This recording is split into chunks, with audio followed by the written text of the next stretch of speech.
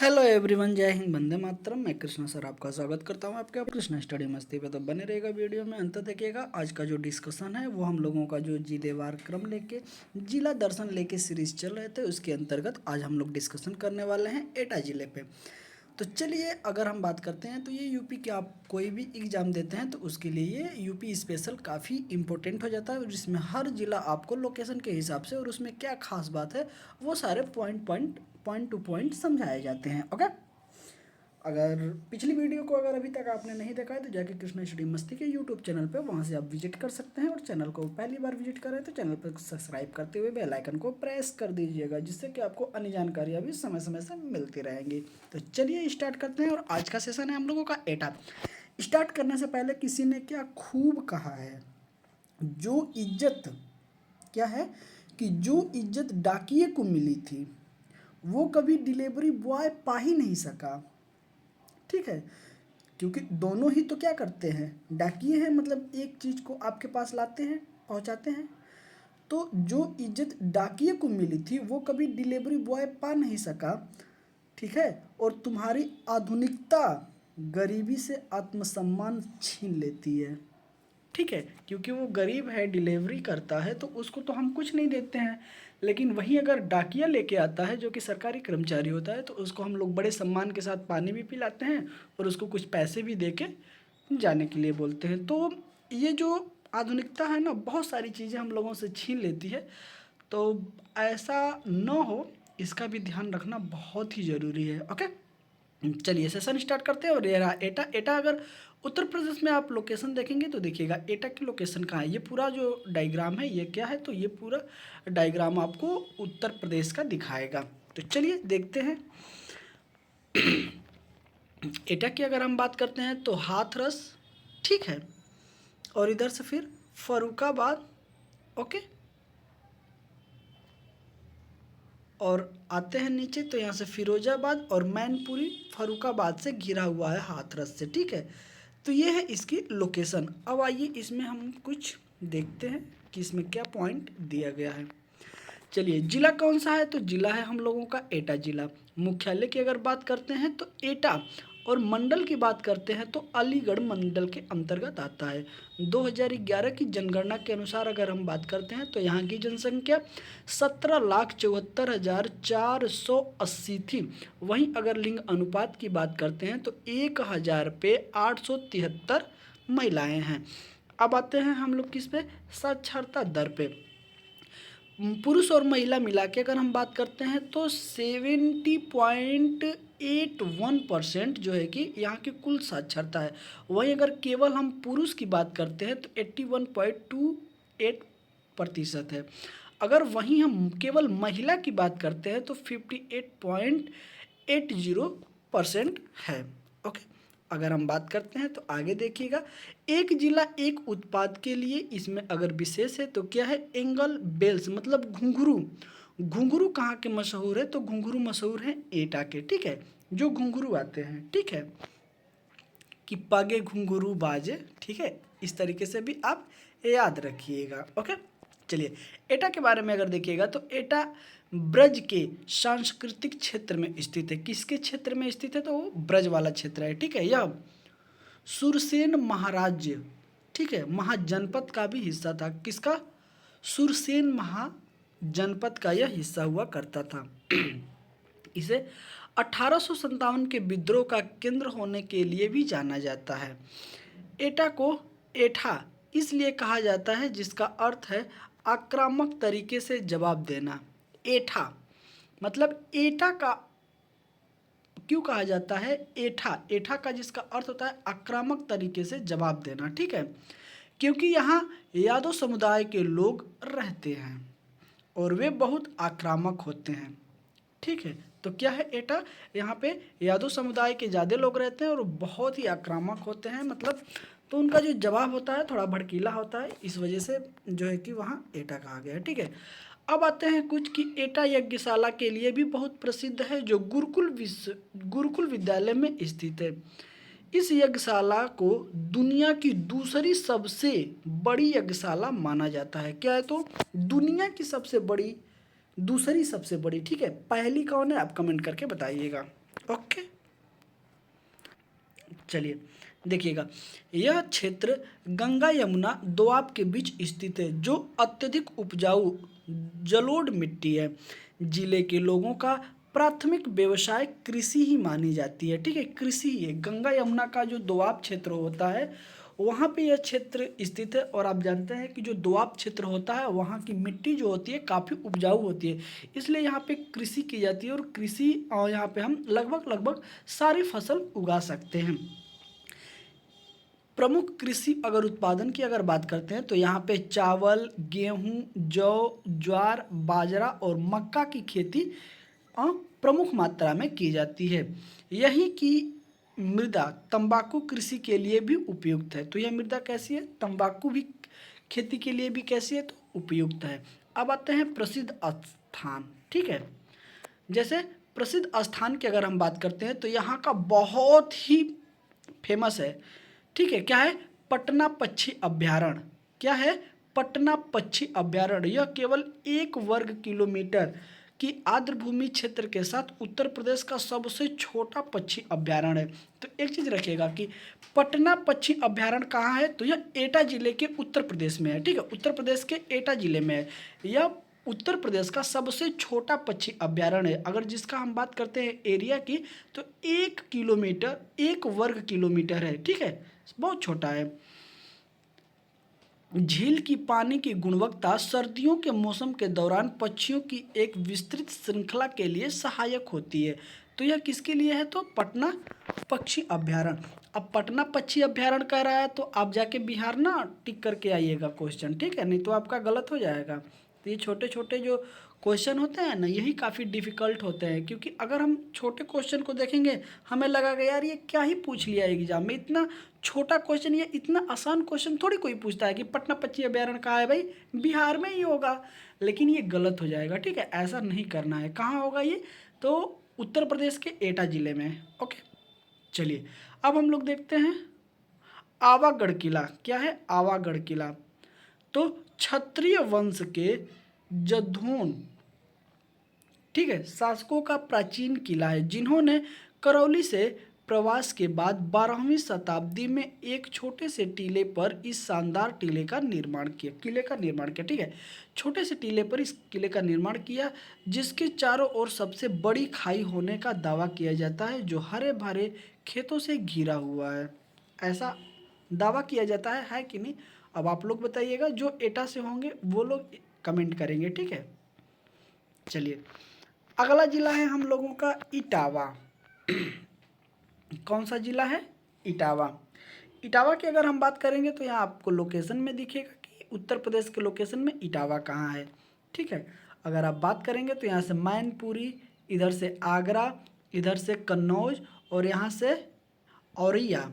ठीक है, और नीचे से जालौन जिला सीमा बनाता है। ओके, और इधर से कुछ भाग जो होते हैं वो एमपी के भी लगते हैं। एमपी मतलब parliament of member of parliament नहीं होता है भैया, उत्तर प्रदेश होता है। ठीक है, अरे मध्य प्रदेश होता है, एमपी।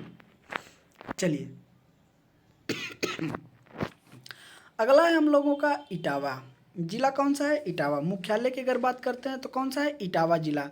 वहीं अगर मंडल की बात करते हैं तो कानपुर मंडल के अंतर्गत आता है। वहीं अगर 2011 की जनगणना की बात करते हैं तो 15,81,811 लोग थे। वहीं अगर लिंग अनुपात की बात करते हैं तो 1000 पे 870 पुरुष हैं। चलिए आते हैं साक्षरता दर की बात करते हैं तो महिला पुरुष मिला के 78.4% यहाँ पे क्या है? तो टोटल साक्षरता दर है। वहीं अगर केवल पुरुष की बात करते हैं तो 86.1% हो जाता है। वहीं अगर केवल महिला की बात करते हैं तो 69.6% हो जाता है। और एक जिला एक उत्पाद की अगर बात करते हैं तो वस्त्र उत्पादन यहाँ पे काफ़ी मात्रा में देखने को मिलता है। चलिए आगे देखते हैं इटावा जिले में कि इसे इष्टि कापुरी, क्या है? तो इष्टि कापुरी नाम से भी जाना जाता है। यह यमुना नदी के तट पर बसा एक शहर है। कहाँ बसा है? यमुना नदी के तट पर। और इसे पहले किस नाम से जाना जाता था? तो इष्ट कापुरी के नाम से भी जाना जाता है। यह यमुना और चंबल के बीच संगम स्थल है। क्या है? यमुना और गंगा नदी और चंबल नदी जो है, इन दोनों के बीच का यह संगम स्थल माना जाता है। ओके, ऐसा सॉरी चलिए, ऐसा माना जाता है कि, ठीक है, क्या है, ऐसा माना जाता है कि भूमि मध्यकाल में कांस्य युग से पहले ही अवस्थित में था। ठीक है, ऐसा माना जाता है कि यह भूमि मध्यकाल में कांस्य युग के पहले से ही अस्तित्व में थी। आर्य जाति के सबसे शुरुआती लोग को जो यहाँ रहते थे, पांचाल के नाम से भी जाना जाता था। किसके? पांचाल के नाम से जाना जाता था आर्य जाति के लोग। आपको भी पता है कि आर्य लोग आए, जैसे हम लोगों का सिंधु सभ्यता खत्म होता है, वैदिक काल अगर स्टार्ट होता है तो वैदिक काल में आर्य लोग आ जाते हैं। ठीक है, और उसके बाद आपको पता है कि आर्य लोग और 10 राजाओं का जो युद्ध है होता है, फिर उसमें आर्य विजयी होते हैं और वहीं से फिर वैदिक काल की स्टार्टिंग होती है और वहाँ से फिर हमको वेद पुराण और ये सारी चीज़ें देखने को मिलती है, जो कि उनकी भाषा सांस्कृतिक हुआ करती थी। और वो पशुपालक थे। क्या थे? पशुपालक थे। आर्य अपने आप को क्या मानते थे? श्रेष्ठ मानते थे। क्या मानते थे? श्रेष्ठ मानते थे। और वो पशु का काफ़ी ख्याल रखते थे, जिससे हम अगर बोले तो वो अहिर वंश से बिलोंग करते थे। ठीक है, कैसे? अहिर वंश से बिलोंग करते थे आर्य लोग। ठीक है, क्योंकि जानवर के प्रति अगर किसी ने युद्ध लड़ा या फिर किसी ने बहुत ज़्यादा प्रेम किया है तो वो यादव जाति ही हो सकती है। ठीक है, अहिर जाति। ठीक है, यादव नहीं बोल सकते हैं, अहिर बोल सकते हैं। ओके, चलिए आगे देखिएगा। पूरे पश्चिम उत्तर प्रदेश में प्रचलित लोकगीत, लोकप्रिय किस्से जैसे आल्हा, फाग, कजरी और रसिया आदि इस जिले में लोकप्रिय है। वहीं ढोला, उचारी और उसके बाद आता है लंगड़िया नाम से जाना जाने वाले लोकगीत भी गांव में बहुत आम बात होती है। ठीक है, चलिए आगे देखिएगा। सॉरी, आगे अगर हम बात करते हैं बंजासा। बंजासा नामक नृत्य जिले के ग्रामीण के सबसे लोकप्रिय नृत्यों में से एक है। क्या है? बंजासा। अब आते हैं हम लोग प्रसिद्ध स्थान के बारे में भी हम लोग थोड़ा बहुत चर्चा कर लेते हैं। यहाँ पे क्या है तो इटावा सफारी पार्क है, जो कि आपको पहले नज़र आया होगा जब अखिलेश यादव मुख्यमंत्री थे तो उनके समय में बनाया गया था। इटावा सफारी पार्क बहुत ही बेहतरीन जगह है, अगर कभी समय मिले तो ज़रूर जाके घूमिएगा, बहुत बेहतरीन जगह है। उसके बाद आता है राष्ट्रीय चंबल अभ्यारण्य। अगर हम इसकी बात करते हैं तो राष्ट्रीय चंबल अभ्यारण्य चंबल नदी पर स्थित है, जिसे राष्ट्रीय चंबल घड़ियाल और वन्यजीव अभ्यारण्य के रूप में भी जाना जाता है। यह गंभीर रूप से प्राय लुप्त प्राय घड़ियाल, रेड क्रॉस रूप कछुए और लुप्त प्राय गंगा नदी डॉल्फिन के संरक्षण के लिए क्षेत्र में से एक है। तो यहाँ कौन कौन से जानवर हैं और वो भी क्या है तो लुप्त प्राय होने वाले हैं। ठीक है, अगर हम बात करते हैं तो जैसे आप पढ़ेंगे रेड डाटा बुक, ठीक है, तो वहाँ पे इनका जिक्र किया जाता है। ठीक है, तो इसमें क्या आएंगे? घड़ियाल आ जाएंगे और उसके बाद आएंगे कछुए, और वो भी कछुए कौन से? तो रेड क्राउंड रूफ जो कछुए होते हैं वो, और उसके बाद आएगा गंगा की डॉल्फिन। ठीक है, तो ये सारे संरक्षण के लिए एक क्षेत्र है। उसके बाद आता है सरसई नावर आर्द्रभूमि। क्या है? सरसई नावर आर्द्रभूमि। सरसई नावर आर्द्रभूमि, जिसे सरसई नावर झील के नाम से जाना जाता है, जो भारत के उत्तर प्रदेश के इटावा जिले में एक पक्षी अभ्यारण्य है। ठीक है, तो चलिए अब आते हैं अगला जिला की हम बात करते हैं। तो अगला जिला है हम लोगों का फर्रुखाबाद। ठीक है, फर्रुखाबाद का भी आप लोकेशन यहाँ पे देख सकते हैं। अगर फर्रुखाबाद की अगर हम बात करते हैं तो चलिए, फर्रुखाबाद स्टार्ट करने से पहले एक प्यारा सा कोटेशन किसी ने क्या खूब कहा है कि जिन्हें प्रेम मिला उन्होंने प्रेम में कविताएं लिखी। जिन्हें प्रेम मिला उन्होंने प्रेम में कविताएं लिखी, जिन्हें प्रेम नहीं मिला उन्होंने कविताओं में प्रेम लिखा। जिन्हें प्रेम नहीं मिला उन्होंने कविताओं में प्रेम लिखा। ओके, कितना सुंदर बात है। चलिए आगे देखिएगा, अगर हम बात करते हैं तो ठीक है, तो यहाँ अगर हम बात करते हैं तो शाहजहांपुर, एटा,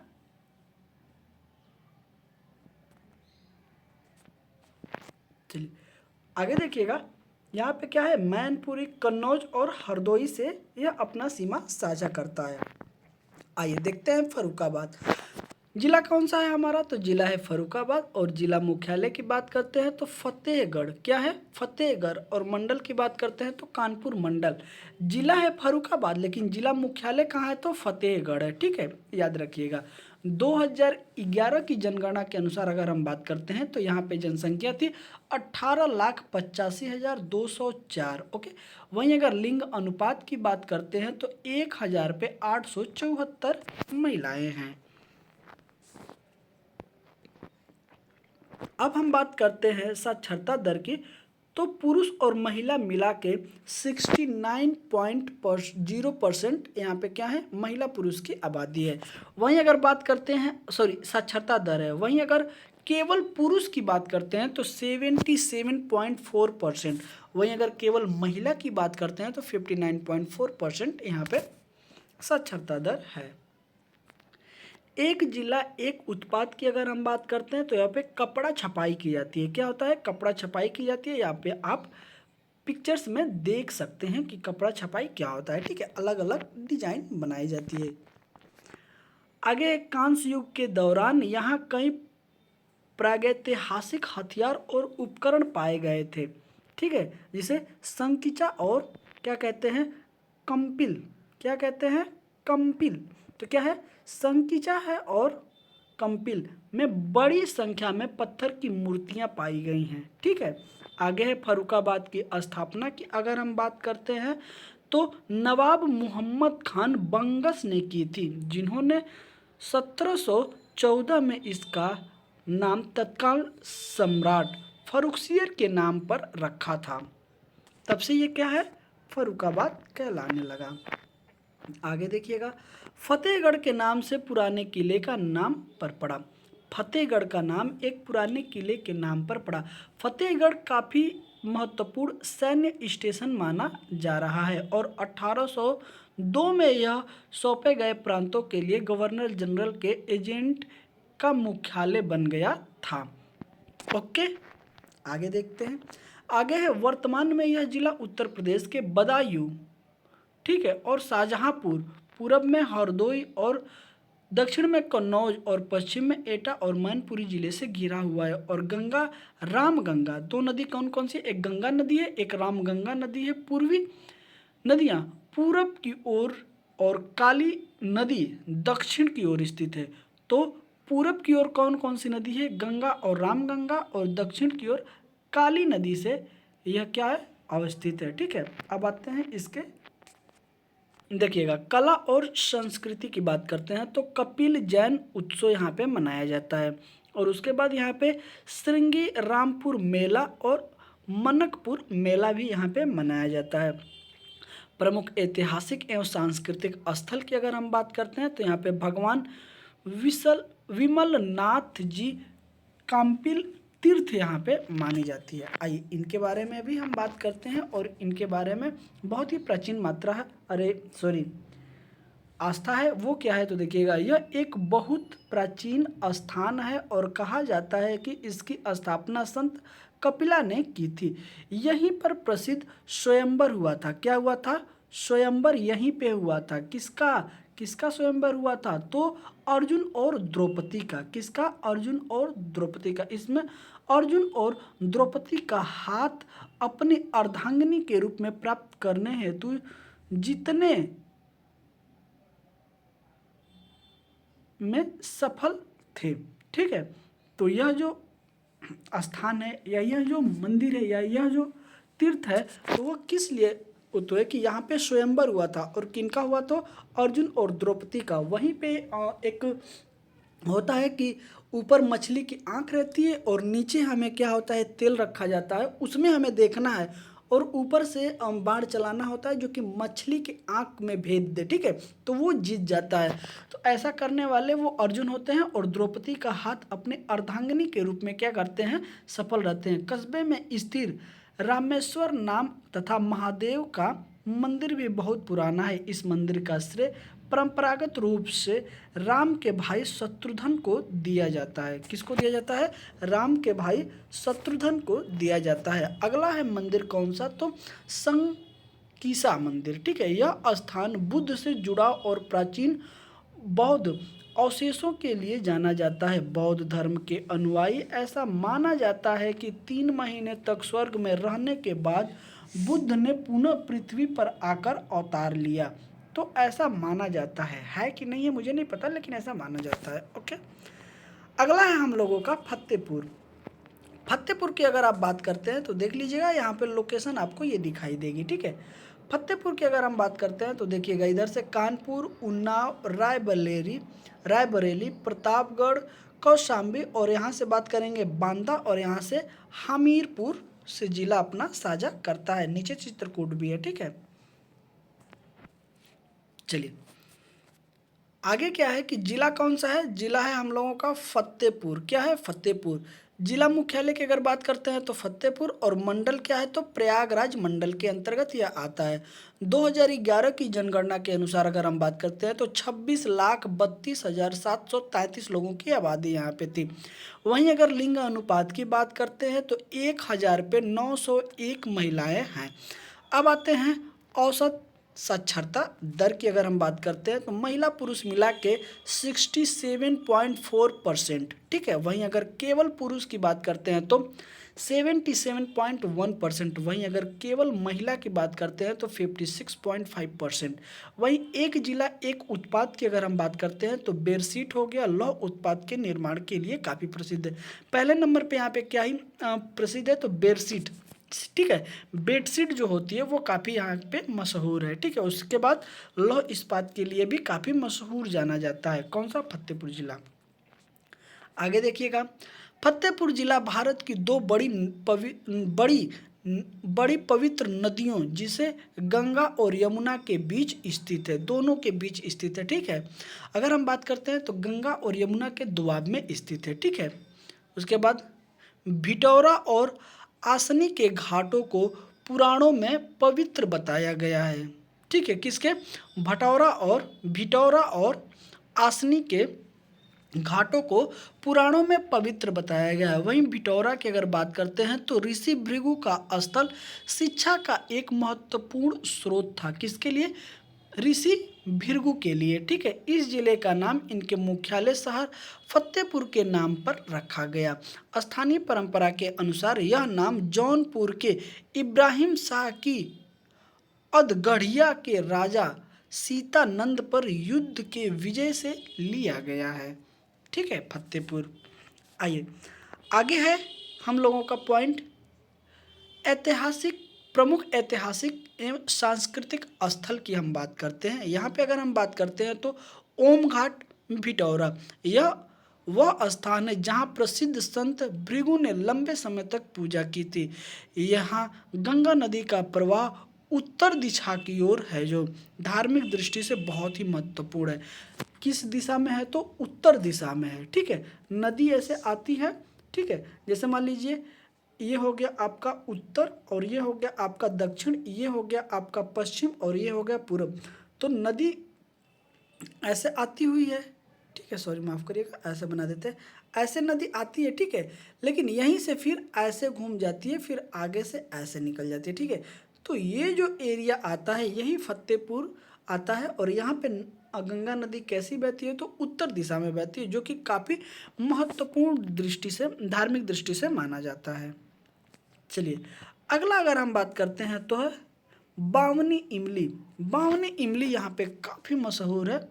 यह स्मारक स्वतंत्रता सेनानियों द्वारा दिए गए बलिदान का प्रतीक है।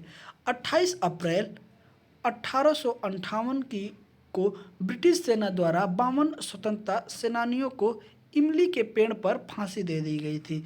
इसीलिए बावनी इमली जो है काफ़ी मशहूर है। क्यों मशहूर है? तो 28 अप्रैल 1858 को ब्रिटिश की सेना ने वहाँ पे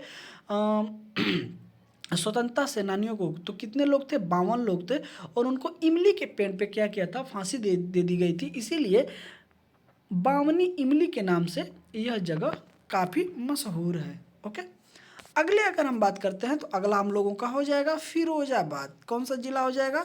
फिरोजाबाद हो जाएगा। ओके, फिरोजाबाद आप यहाँ पे देख सकते हैं लोकेशन में। और इसी के साथ हम अपने इस वीडियो को समाप्त करते हैं, क्योंकि सेशन काफ़ी लंबा हो जाएगा। धीरे धीरे हम लोग सारी चीज़ों को एक एक करके पढ़ेंगे, ठीक है। कभी आपने सोचा है, किसी ने क्या खूब कहा है, जब थोड़ा सा आप सोचिएगा कि कभी गौर किया है मंदिर के बाहर बैठे भिखारी, जब भी आप किसी मंदिर जाएंगे तो उसके बाहर जो बैठे भिखारी होते हैं उनकी बात मैं कर रहा हूँ, ठीक है। कभी गौर किया है कि मंदिर के बाहर बैठे भिखारी भगवान से नहीं मांगता, भगवान से नहीं, लोगों से मांगता है। ऐसा क्यों होता है यार? हम लोग जो होते हैं, हम लोग तो खुद भगवान से मांगने जाते हैं मंदिर में कि हमारे लिए ये कर दीजिएगा, वो कर दीजिएगा, ये हमारी मन्नत पूरी हो जाएगी, वो हमारी मन्नत पूरी हो जाएगी, तो हम आपको ये चढ़ाएंगे, वो चढ़ाएंगे। ऐसा हम लोग मांगते हैं, किससे? भगवान से। लेकिन अगर वहीं मंदिर के पास अगर भिखारी बैठा है तो वो भगवान से न मांग कर आपसे मांगेगा, ठीक है। अगर किसी के पास आंसर होगा तो ज़रूर कमेंट करिएगा कि ऐसा क्यों होता है भाई। ओके, तो चलिए अपने सेशन को मैं यहीं विराम देता हूँ। मिलता हूँ आपसे अगले सेशन में। तब तक के लिए जय हिंद, वंदे मातरम। अपना ख्याल रखिएगा।